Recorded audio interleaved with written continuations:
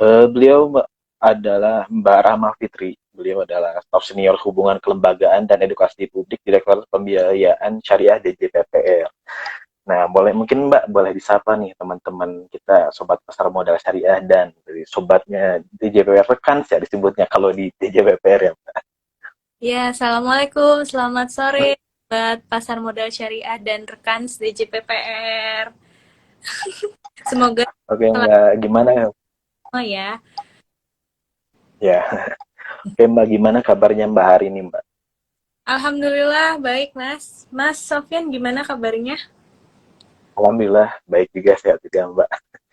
Oke semua semoga semuanya dalam keadaan sehat walafiat ya. Karena selama 1 jam ke depan ya kurang lebih 1 jam ke depan kita akan membahas terkait instrumen yang lagi hits nih beberapa waktu belakangan ini. Nah mungkin sebagai pengantar ya Mbak. Eh, Oke, nah kita akan membahas terkait sukuk nih Mbak. Mungkin Oke. kita langsung aja ya Mbak atau gimana nih Mbak? Ya, kayaknya Karena dapat pembahasannya akan cukup panjang ya. teman yang lagi live udah pada nggak sabar kayaknya. Iya. Boleh langsung aja.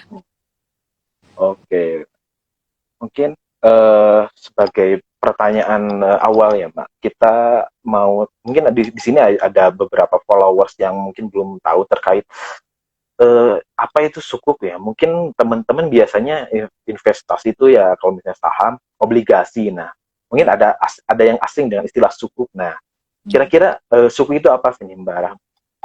Iya, baik, Mas Sofyan. Jadi, sukuk itu sendiri di dalam bahasa Arab itu artinya berupa dokumen ataupun sertifikat. Nah, untuk pengertiannya, sukuk itu merupakan surat berharga negara yang diterbitkan berdasarkan prinsip syariah sebagai bukti atas bagian penyertaan terhadap aset SBSN yang diterbitkan dalam mata uang rupiah maupun dalam valuta asing. Nah, untuk perbedaannya sendiri nih antara sukuk dengan obligasi itu kita bisa lihat yang pertama dari sifat instrumennya. Obligasi itu kan seperti yang kita ketahui merupakan surat utang, sedangkan sukuk adalah sertifikat atas kepemilikan atau pembelian aset. Lalu yang kedua, sukuk harus memiliki underlying aset nih. Nah, yang ditekankan di sukuk itu adalah sukuk itu punya underlying aset yang dijadikan dasar sebagai penerbitan sukuk sebagai bukti kepemilikan investor. Sedangkan di obligasi itu tidak ada underlying asetnya. Lalu yang ketiga, sukuk itu harus dikelola dan harus sesuai berdasarkan prinsip syariah dan sudah mendapatkan kesesuaian dari DSN MUI. Sedangkan untuk obligasi itu tidak ada. Lalu yang keempat itu dari segi imbalannya. Kalau untuk sukuk itu pemegang sukuk itu imbalannya berupa bagi hasil atau margin ya atau sesuai dengan jenis akad yang digunakan dalam penerbitan sukuknya. Sedangkan di obligasi seperti yang kita ketahui itu berbentuk kupon ataupun bunga.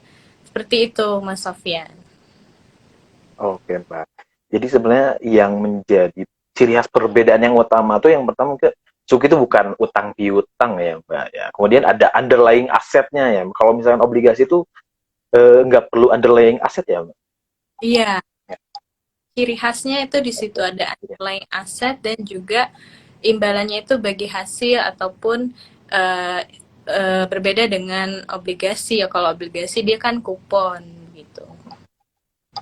Oh iya, oke Mbak. Kemudian sebenarnya SUK ini bagaimana sih peran SUK ini sebagai sumber keuangan negara? Iya. Jadi Mas Sofyan dari penerbitan sukuk yang pertama itu dari tahun 2013 sampai dengan November tahun 2022 ini sukuk itu sudah memiliki total outstanding sebesar 1.343 triliun kurang lebih. Sedangkan untuk sukuk retailnya sendiri, sukuk negara retailnya sendiri itu sampai dengan saat ini sudah menerbitkan sebesar 292,8 triliun kurang lebih. yang terdiri dari sukuk retail yang sudah diterbitkan 17 seri dan sukuk tabungan yang sudah diterbitkan di 8 seri. Nah, SBSN atau sukuk negara ini diterbitkan dengan tujuan untuk pembiayaan APBN, termasuk juga untuk membiayai proyek-proyek pemerintah di tanah air nih, Mas Sofyan. Nah, Wah, teman-teman, sobat pasar modal iya, syariah dan iya. juga strategi PPR, kalau tahu ada pasti nggak asing dengan stasiun Manggarai kan ya. Nah, itu Oh double iya. Manggarai itu adalah salah satu hasil dari proyek yang dibiayai dari sukuk tuh Mas Sofian SBSN.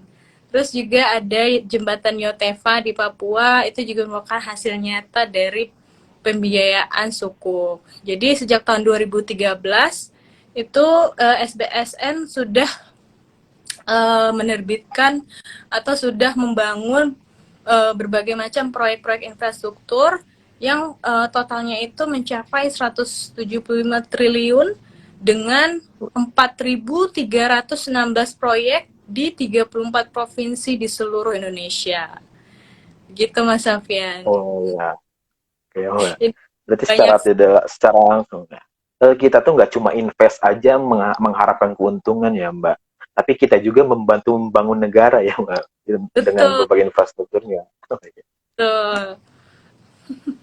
Oke Mbak. Ini kan SBSN yang retail ini sebenarnya, kalau saya lihat ada dua jenis ya, yang sukuk SR sama sukuk tabungan. Nah, Ya. mungkin kalau dari apa sih perbedaan antara sukuk retail dengan sukuk tabungan? Ya, oke. Sukuk retail dan sukuk tabungan ini sebenarnya kan sama-sama instrumen investasi SBSN ya, tapi di kedua instrumen ini ada perbedaan nih Mas, yaitu kita bisa lihat dari yang pertama tenornya. Kalau sukuk retail itu punya tenor 3 tahun, sedangkan sukuk tabungan itu tenornya 2 tahun. Nah, untuk imbalannya, sukuk tabungan ini memiliki imbalan atau kupon mengambang atau biasa kita sebut dengan floating with floor. Jadi apa itu floating with floor? Jadi imbalannya ini akan mengacu pada BI 7 days reverse repo rate yang akan disesuaikan setiap 3 bulan. Sedangkan untuk suku retail ini imbalannya tetap hingga jatuh tempo nanti. Lalu sifatnya yang ketiga yaitu tradability-nya. Kalau sukuk retail ini bisa diperdagangkan kembali di pasar sekunder, sedangkan sukuk tabungan ini non tradable. Seperti itu, Mas. Oh iya, oke Mbak.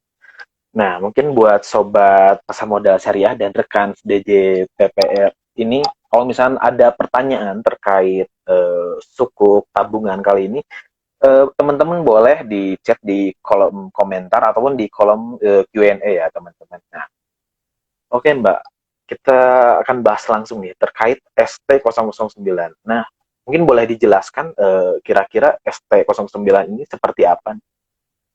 Ya, ST009 sukuk tabungan itu merupakan produk investasi syariah yang ditawarkan oleh pemerintah Republik Indonesia kepada individu warga negara Indonesia sebagai satu investasi yang aman, mudah, terjangkau dan menguntungkan. Nah, uniknya di ST009 kali ini itu diterbitkan dalam format green nih, teman-teman. Apa itu format green? Kenapa diterbitkan dalam format green? Karena ternyata sekarang green itu is a trend. Green itu lagi jadi tren di kalangan milenial, di kalangan masyarakat, karena ternyata kita tuh peningkatan kesadaran terhadap lingkungan itu makin meningkat nih, Mas. Nah, ini juga sebagai upaya dari pemerintah untuk mengatasi climate change, perubahan iklim, dan juga upaya menurunkan emisi karbon, serta ST009 ini juga diharapkan dapat membiayai proyek-proyek yang bersifat ramah lingkungan. Seperti itu. Oh iya. Terus kemudian kalau dari segi karakteristik nih, instrumen ST009 ini seperti apa nih Mbak? Ya, untuk karakteristiknya, yang saya bilang tadi, ini kan untuk individu warga negara Indonesia, lalu dia juga sangat terjangkau ya, bisa investasi mulai dari 1 juta rupiah saja, lalu juga pengelolaan investasinya sudah sesuai berdasarkan prinsip syariah, dan dia punya imbalan yang bersifat floating rate floor tadi, yaitu mengambang, disesuaikan dengan BI 7 days repo rate.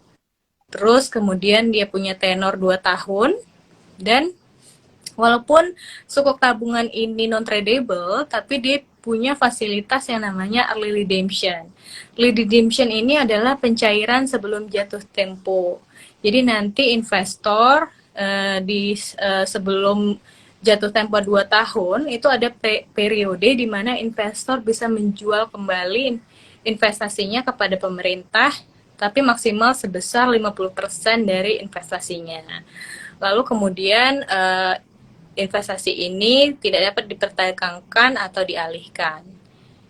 Nah, begitu Mas karakteristik dari ST009. Oh iya. Jadi yang jadi perbedaan dari SR sama ST, kalau meskipun tidak bisa diperdagangkan di pasar sekunder, tapi ada fasilitas early redemption ya Mbak. Nah, apakah kira-kira bagaimana sih? Apakah ada syarat-syaratnya mungkin terkait early redemption ini?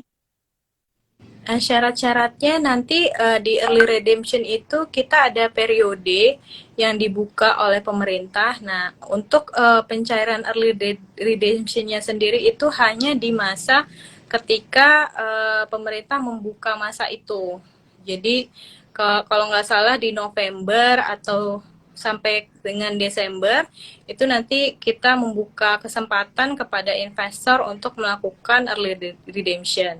Nah, untuk pencairannya sendiri itu minimal ada nominalnya, yaitu 2 juta rupiah sampai dengan kelipatannya. Jadi dari 2 juta sampai dengan 50% dari total investasinya. Jadi misalnya teman-teman atau rekan berinvestasi 100 juta, nah itu maksimal yang bisa di early redemption kan itu adalah 50%-nya. Jadi sebesar 50 juta.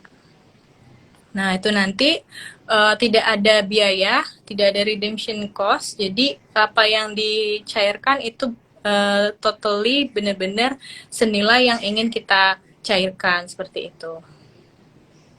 Kurang lebih begitu Mas Oke, Sofian. oke Mbak. Kemudian kira-kira apa aja sih keuntungan kita berinvestasi di sukuk tabungan ST009 ini? Untuk keuntungannya itu banyak banget ya Ya, teman-teman, Hans dan JPPL sahabat pasar modal syariah. Yang pertama dari segi keamanannya. Jadi ST009 ini dijamin aman karena sudah dijamin 2 undang-undang sekaligus, yaitu Undang-Undang SPSN nomor 19 tahun 2008 dan juga Undang-Undang tentang APBN. Lalu kemudian tentunya ST009 ini punya imbalan yang menarik nih, benar. sebesar 6,15, lebih besar daripada imbalan bunga deposito, imbalan yang lain ya, investasi yang lain. Ya. Dan juga plusnya nih kemarin BI rate udah naik lagi nih. Naik ya, naik 50 ini ya. Naik Jadi 50. 6, ya, 525 ya Mbak. Ya, dia bersifat floating with floor, Ya. mengikuti BI 7 days repo rate. Nah, itu juga menyesuaikan tuh nanti Mas. Jadi imbalannya semakin menarik.